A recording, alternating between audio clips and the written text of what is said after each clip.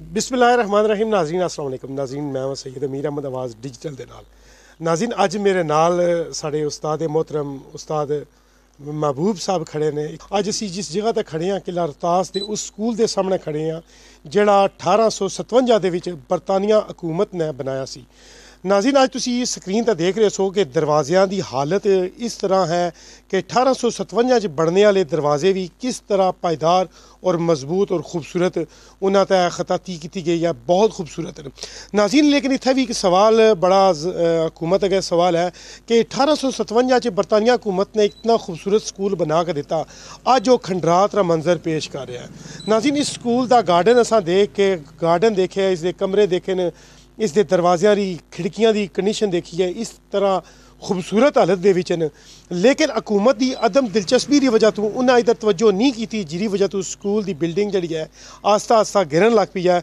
और इस स्कूल के बच्चों उन्हें दूसरा किला रतास दे विच एक होर हाई स्कूल है उस दे विच मुंतकिल कर दिता है।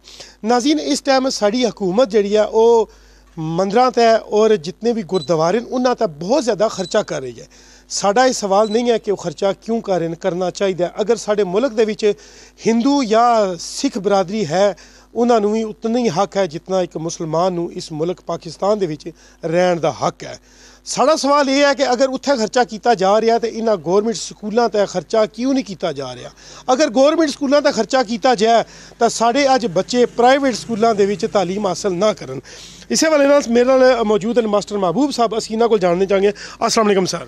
वालेकुम सलाम जी। सर पहले तो तुहाडा बहुत शुक्रिया, तुसी अज साडे कहण ते आए हो। सर असीं जानना चाहांगे इतना खूबसूरत स्कूल किला रतास दे विच तुहाडा खुद भी इस फील्ड दे नाल वास्ता है और इसकी हालत देख के तुसी इस हवाले नाल गौरमेंट नूं या वैसे जितने भी अज प्रोग्राम देख रहे हैं उन्होंने क्या पैगाम देना चाहोगे? शाह साहब बहुत शुक्रिया, बहुत ही नवाजिश तुस इस इलाके तशरीफ ले आए हो तो और इस तो बाद रहनमाई की है। ये तुसी देखा उसी कि बिल्कुल रोड उत्ते वे किला रतास सेंटर हो तो उस उपर है और ये बिल्कुल रोड उत्ते ये इलाके की नुमाइंदगी कर रहा स्कूल। लेकिन इस तरह बंजर और खंडरात हो जाएगा ये तुस सामने देख रहे हो। बिल्कुल इसने दरवाजे ते किस तरह कशीदाकारी हुई है, खूबसूरत है बिल्डिंग है, लेकिन थोड़ी जी लापरवाही की वजह तो ये बिल्कुल बंजर हो चुका है।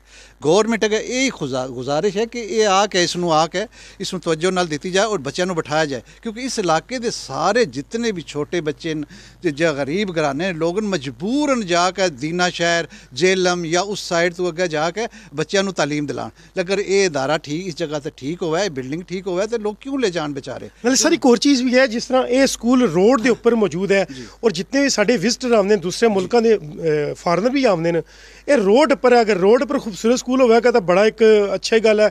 लेकिन रोड पर जिसम टुटी बिल्डिंग किला रतास के मेन पॉइंट तो बड़ा एक सवालिया निशान है हुकूमत वास्ते। सर यही गुजारिश कर रहे हैं कि इस तो पहला मेरे नाल के काफ़ी दफ़ा चाइनी एम्बेसडर आए, विजिटर आए या एम्बेसडर आए, काफ़ी दफ़ा विजिटर मेहमान आए और वो आके देखन तो इस तरह साढ़े इलाके वास्ते बड़े अफसोस ना मकाम है कि ऐसी खूबसूरत बिल्डिंग नकारा हो चुका है, बच्चे ना पढ़ा रहे हों, फिर लापरवाही शो होती है। लिहाजा गुजारिश यही है शाह साहब की हुकूमत अगर अपील की जाए, ज़्यादा से ज़्यादा अपील की जाए कि आके इस इलाके में आके देख कर इस स्कूल मेनटेन करके थोड़ी जी तवज्जो नाल ये स्कूल फिर दोबारा मेनटेन हो सकना। जी बहुत शुक्रिया जी। जी नाज़रीन तुसां मास्टर महबूब साहब दीयां गल्लां सुनियां, उन्हां दीयां गल्लां दे विच बड़ा वजन सी।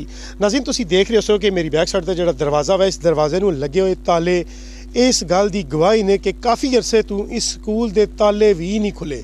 नाज़रीन अंदर हाल दे विच तुसीं स्क्रीन ते देख रहे हो कि तकरीबन 2-2 फुट घाह जमे आ, बूटियां जमियां ने। उसकी वजह क्या है कि इस स्कूल की तरफ कोई तवज्जो नहीं दे रहा। अगर इसी तरीके नाल हुकूमती इदारे जिहड़े इन्हां स्कूलों जितने भी गौरमेंट इदारे गौरमेंट स्कूल न, अगर असीं इन्हां स्कूलों की तरफ तवज्जो नहीं देंगे तो ये वालदैन अपने बच्चों को गौरमेंट स्कूलों उठा के प्राइवेट स्कूलों दाखिल कराना मजबूरी बन जाएगी उन्होंने। और वो साढ़े माशरे दे इस टाइम हो रहा है कि तकरीबन इस टाइम 70% लोग जिहड़े अपने बच्चों को प्राइवेट स्कूलों दाखिल करा रहे हैं इस वास्ते कि कह रहे हैं कि गौरमेंट स्कूलों तालीम नहीं अच्छी। लेकिन अगर देखा जाए गौरमेंट स्कूलों के तालीम बहुत अच्छी है, तालीम का म्यार गौरमेंट स्कूलों के बहुत अच्छा है। लेकिन अगर जिस तरह तुम ये देख रहे हो एक बिल्डिंग मुकम्मल इस टाइम बूथ बंगले का मंजर पेश कर रही है, उसकी वजह क्या है? उसकी वजह सिर्फ ये है कि इस तरफ तवज्जो नहीं दी जा रही। अगर इस स्कूल के तरफ या इस तरह की कोई भी और बिल्डिंग है गौरमेंट की सरकारी इमारत है उस तरफ अगर हुकूमत अच्छे तरीके तवज्जो दे तो एक मिसाली बिल्डिंग और मिसाली और इदारा बन सकना है। कैमरामैन टीम के नाल सैयद अमीर अहमद, आवाज़ डिजिटल, किला अरतास, दीना।